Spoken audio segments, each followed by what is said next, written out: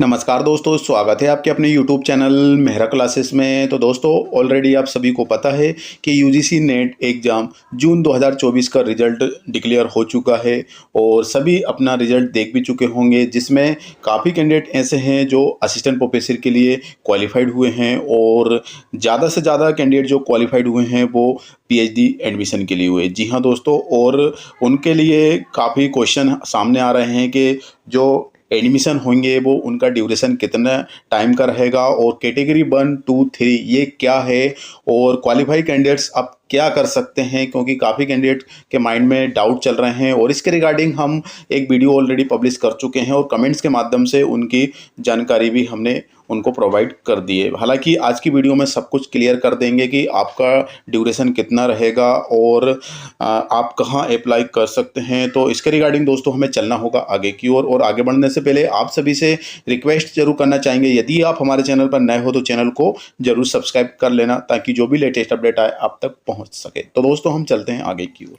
तो जहाँ पर हम देख सकते हैं दोस्तों कि ऑफिशियल नोटिफिकेशन पर लेकर आए हैं और ये नोटिफिकेशन 28 मार्च 2024 को रिलीज हुआ था और इसमें क्या दिया है सब्जेक्ट में, तो national eligibility test NET as an entrance test for admission to PhD.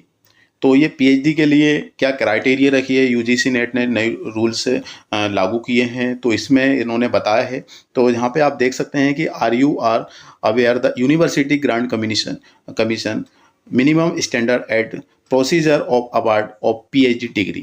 Regulation 2022 provide for the admission of student to PhD who qualified for fellowship, scholarship, UGC NET, UGC CSIR NET, GATE, CEED and similar national level test based on interview.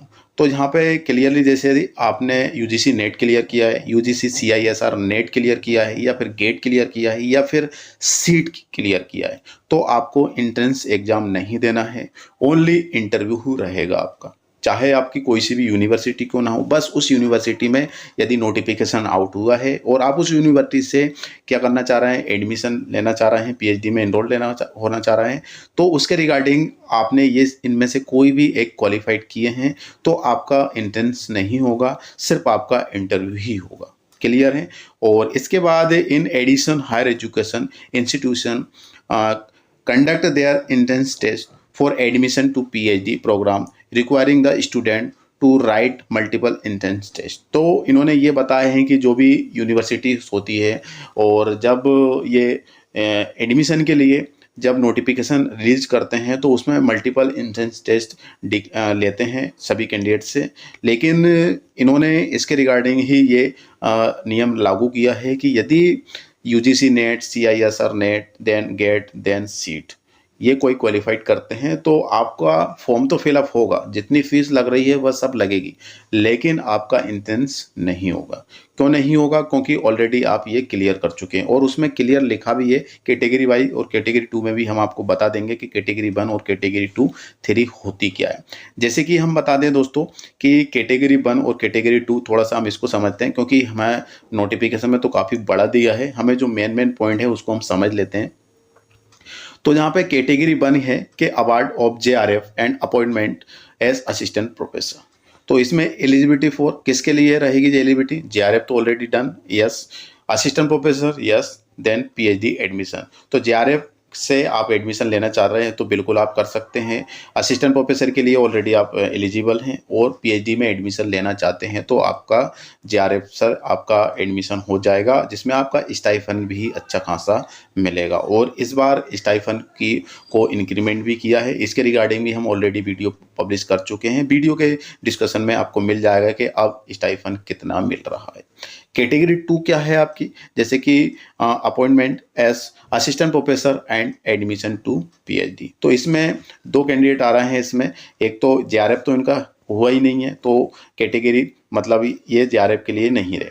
तो आप किस किस के लिए eligible हैं अभी आप यहाँ पे देख सकते हैं कि यस मतलब असिस्टेंट प्रोफेसर के लिए एलिजिबल हैं और पीएचडी में यदि एडमिशन लेना चाहते हैं तो उसके लिए भी आप एलिजिबल हैं। इसके बाद कैटेगरी 3 क्या है? Admission to PhD only. तो इसमें आप असिस्टेंट प्रोफेसर के लिए एलिजिबल नहीं है, जेआरएफ के लिए तो है ही नहीं, लेकिन आप साथ में असिस्टेंट प्रोफेसर के लिए एलिजिबल भी नहीं है। आप सिर्फ किसके लिए हैं? पीएचडी एडमिशन के लिए। आप पीएचडी एडमिशन ले लेते हैं और आपकी पीएचडी कंप्लीट हो जाती है तो फिर आप असिस्टेंट प्रोफेसर के लिए एलिजिबल हो जाएंगे। और जब भी असिस्टेंट प्रोफेसर के लिए कहीं भी वैकेंसी आती है, परमानेंट हो या फिर गेस्ट फैकल्टी, उसमें आप आवेदन कर सकते हैं। लेकिन आप अभी असिस्टेंट प्रोफेसर के लिए एलिजिबल नहीं, क्योंकि मैक्सिमम कैंडिडेट अभी जो रिजल्ट आया है उसमें मैक्सिमम कैंडिडेट क्या है कि पीएचडी एडमिशन के लिए ही क्वालिफाइड हुए हैं। और वो पूछ रहे हैं कि सर क्या हम असिस्टेंट प्रोफेसर के लिए एलिजिबल हैं या हमें सर्टिफिकेट मिलेगा नहीं मिलेगा। आपको सर्टिफिकेट इश्यू होगा लेकिन नेट का नहीं, आपको पीएचडी एडमिशन के लिए रहेगा। और उसकी ड्यूरेशन आपको ओनली 1 ईयर की रहेगी। 1 ईयर तक इसके अंदर ही आप एडमिशन लेना होगा। आपको अपनी यूनिवर्सिटी चूज़ करना होगा, लेकिन यूनिवर्सिटी जब नोटिफिकेशन आउट होगी ना तभी आपको एडमिशन मिलेगा, अदरवाइज नहीं कि आप जब चाहेंगे तभी आपको एडमिशन मिल जाएगा। नहीं, पीएचडी में एडमिशन लेने के लिए यूनिवर्सिटी एक नोटिफिकेशन रिलीज करती है। इसके बाद आप उसमें इंटरेस्टेड है तो बिल्कुल आप उसमें आवेदन कर सकते हैं। लेकिन ये 1 साल के अंदर अंदर यदि आप कहीं भी एडमिशन नहीं लेते हैं तो आपका ये एक्सपायर हो जाएगा, जो कि 1 साल का आपको ड्यूरेशन मिला है। जैसे कि यहाँ पे आप देख सकते हैं कि इसमें कहीं ना कहीं दिया है, हमने इसको रीड भी किया है। तो यहाँ पे आप देख सकते हैं कि तो यहाँ पे ये पॉइंट देख सकते हैं आप कि the mark obtained in the NET by the candidates in categories 2 and 3 will be valid for a period of 1 year for admission to PhD. तो यहाँ पे क्लियर लिखा हुआ है कि जैसे कैटेगरी 2 और कैटेगरी 3 में जो कैंडिडेट्स आ रहे हैं उनके लिए पीएचडी एडमिशन के लिए ड्यूरेशन कितना रहेगा, ओनली 1 ईयर। 1 ईयर में ही आपको एडमिशन लेना है। आपका सर्टिफिकेट इशू होगा दोस्तों, लेकिन सिर्फ पीएचडी के लिए, ना कि आपका असिस्टेंट प्रोफेसर के लिए। आपका सर्टिफिकेट आएगा, सिर्फ उसमें लिखा भी आएगा और उस सर्टिफिकेट की हेल्प से आप एडमिशन ले सकते हैं। और साथ में आपका इसमें स्कॉलरशिप भी मिलती है, लेकिन जेआरएफ की तुलना में बहुत कम मिलेगी। जेआरएफ एक अलग चीज़ है और पीएचडी स्कॉलरशिप एक अलग चीज़ है। तो आप पीएचडी एडमिशन ले सकते हैं, लेकिन 1 ईयर के अंदर ही अंदर ये आपको लेना होगा, तभी ये वैलिड रहेगा। नहीं तो फिर से आपको नेट का एग्ज़ाम देना होगा।